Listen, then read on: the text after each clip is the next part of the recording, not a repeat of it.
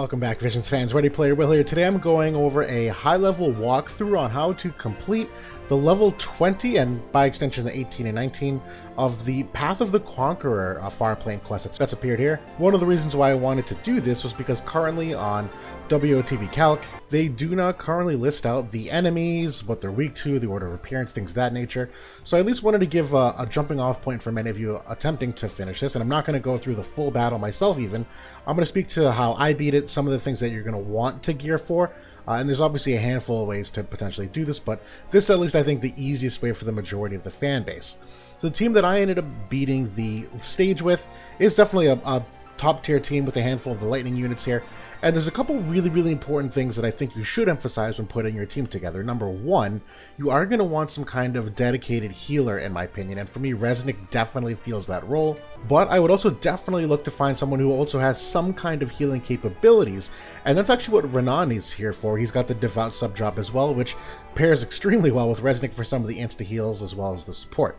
Obviously, you want a tank that does have some decent amount of sustainability. Charlotte's one of the best in the game, but obviously Joom, Celeste, and a handful of others can fill up that role. And then I just have a variety of damage here between Esther and Ibarra as well. Now, a couple things in the team setup overall that you're definitely going to want to prioritize. Number one is just some kind of general missile resistance. So the way this map effectively works over time is that you're going to have on these higher levels here, Frederica and Jaden kind of initially raining down some attacks on you, and then in these middle rows you're going to have a blend of Engelbert, Velric, Victoria, Rob, a lot of slash damage mainly. So my recommendation is to definitely implement some kind of missile resistance in there, number one, just generally speaking, but number two, more importantly than anything, is the AoE resistance as well. Now I'm getting that currently via the Ibarra vision card, but I also make sure to emphasize that Esther has an ability here that can increase AoE resistance to the party as well. Because it's a Frederica and Jaden and some of those others, they do a fair amount of AoE abilities to start, and being able to mitigate a lot of that damage is really important.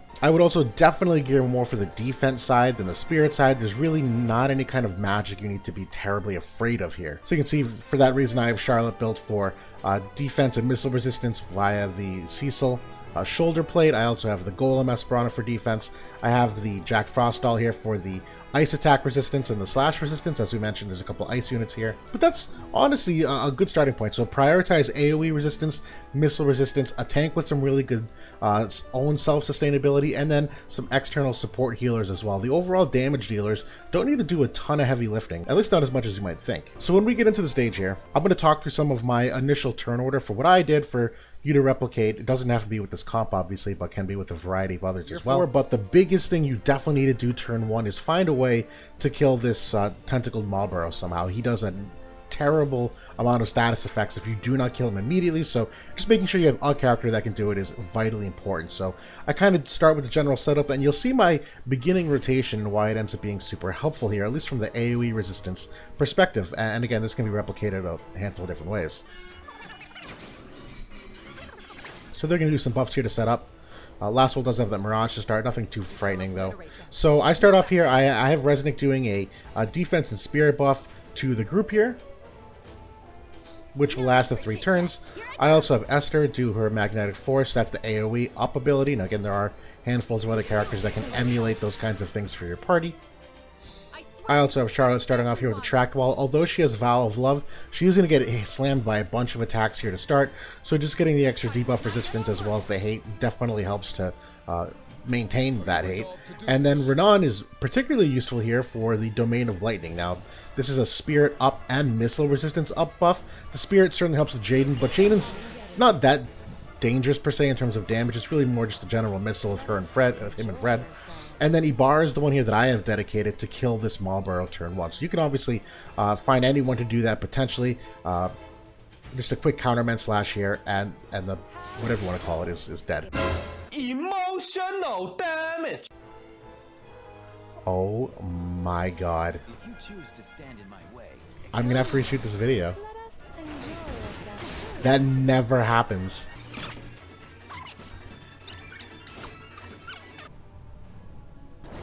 Well, I'm glad it missed, because now you can see the devastating effects of what happens if you don't kill it immediately. Your round is basically over.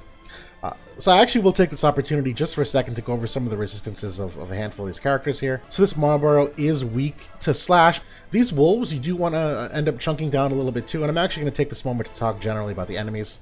They're weak to missile, but they die to a variety of other things as well pretty easily by chaining them. One of the most dangerous things about the wolves is simply just that they do a multi-hit attack that can quite easily allow the other NPCs here to chain off them and do some extra damage. So in terms of prioritization, the Marlboro is definitely number 1. I would probably say the wolves number 2 because that chain potential just ends up hurting you in the long run. And then after that, priority number 3, or really anywhere in there, I would absolutely do my best to kill Velric as soon as possible. He has the Nightblade ability to do the healing power down to a mass group of enemies. If he gets that healing power down debuff on you, it's gonna neuter a lot of the freedom that you have to attack at will and position yourself and be able to heal up the damage that's being done.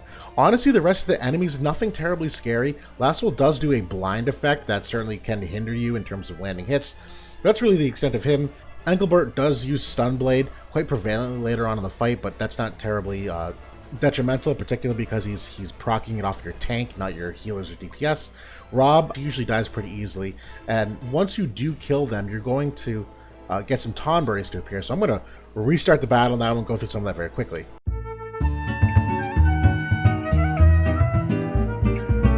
Okay, take 2 here. Let's hope that Ibarra crit hits him as she should. This is the first time in multiple runs of doing this that she has not critically hit this Marlboro. Typically, she has no problem doing so, and he's dead. Things are going to go much smoother now. So as you can see, you're going to get that Magic Blast. It doesn't do a ton of damage if you're properly prepped for it. The same can be said for Fred as she continues to rain down some attacks. Really just a lot of sharpshoot, and that's partially why I like the Devout sub-job as well, where you give the unit resistance up via either Renan or Resnick. Definitely helpful.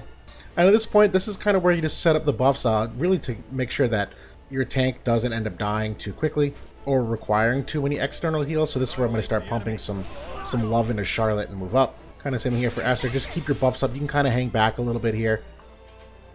There is a very specific bottleneck that you want to potentially abuse. If you put your Charlotte here, now the bottleneck in particular is this. Oh, I'm just going to Glorious Armor first. Here I go. The bottleneck here is actually... So you're seeing a little bit of what I was describing in terms of the blind status effect as well as the healing power down. Unfortunately, that's okay on these 2 units. It's not game-breaking.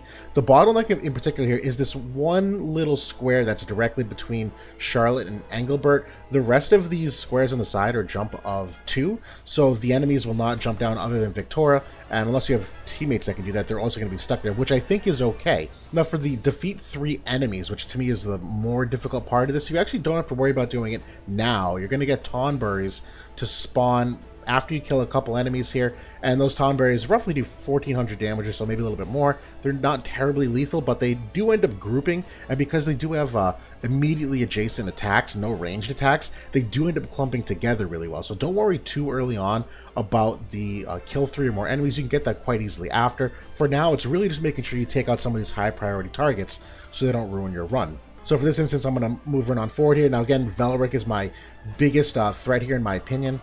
So I'm just going to do a wide AoE here, Chaotic Discharge. It's also going to destroy the Mirage on Lastwell, so... And it's okay to let some of them filter through it. Again, you're not really worried about these guys just quite yet. But I'll move Ibarra up here. Now she's blinded, so she's not going to hit everybody, unfortunately, but that's okay. CT up, you know. The point is you're spamming AoE, you're breaking barriers, or at least Mirages in particular. You're...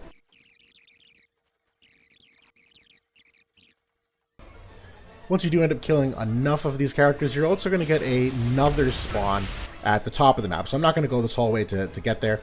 But once you do kill, I believe it's Jaden, or at least like enough enemies here, at the very top you're going to get regular MR Salier, as well as Valentine Salier, both to appear next to the Frederica. They're both a little locked to the amount, the elevations they can hit. So since they do appear up here, you're relatively safe as you continue to traverse up the middle part, and they honestly die pretty easily. So that's the level 20 run in a nutshell. Again, this video is more to be demonstrative, not to actually show you what specifically to do, but talk more generally. So a lot of AoE resistance. You definitely want some kind of healing. Target priority, make sure you kill the Marlboro first. Then I would prioritize Velric so he doesn't get the healing power down. Lastwell's probably next because the blind status effect definitely can hurt your overall damage. And then hang out here and really use that one little choke point to your advantage to slowly let them filter in, let them group up in the middle, let those Tonberries kind of group up, and you can obviously get them low to one hit. And at that point, this area in the middle is flat enough that you usually shouldn't have a problem just killing them all in one AoE. And then once that happens, and you've effectively cleared all the mission challenges, you can work your way up to the top here, and the enemies that spawn at the top are pretty easy to kill overall, provided you just, approach them at the right time. So that's the general walkthrough in a nutshell. Hopefully this was at least directionally helpful for a lot of you trying to complete it.